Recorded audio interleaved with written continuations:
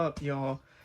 This is my honest review on the Novablast 3s. I know the 4s just recently came out, but if you're somebody who just doesn't feel like spending the money on the 4s and you're thinking, hey, maybe there's somebody that recently just used the 3s, here you go. But I ran my first 2 marathons in these bad boys, and honestly, I probably have about at least like 600 miles on these. I don't know exactly how many I have, but as you can see, I have worn them out and they have had a good bit of mileage on them, and I really have nothing bad to say about these shoes, except for the fact that they do feel like a bit bulky, which is gonna happen when you have a good type of trainer like these. And that's really what they are, is really just trainers. They're not really like race day shoes in particular, but they are really solid and they have a really good amount of cushioning. I think that these shoes are really awesome, and I am really excited to try out the Novablast 4s.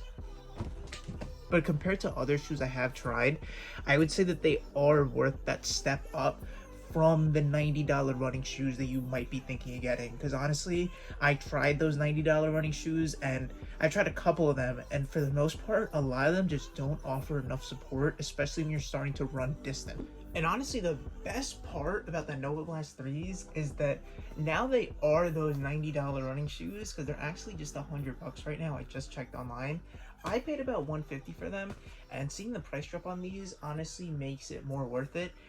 I think these shoes are great for the time being that I use them. However, actually the biggest con I would say about these shoes is, personally, I feel like all the colorways that they have on them are pretty trash. Like, and there's so many runners out there that'll be like, oh, like, running shoes are supposed to be ugly, running shoes are supposed to not be a fun color, blah blah blah. You know what? I think a lot of the colorways are ugly, and I do care about the color of the running shoes from time to time, so I do not like the colorways on the Novablast 3s.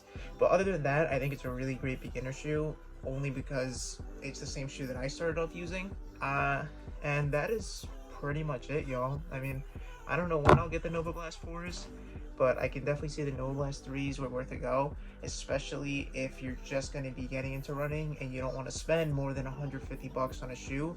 You can drop $100 on these and definitely be satisfied with them for at least like half a year.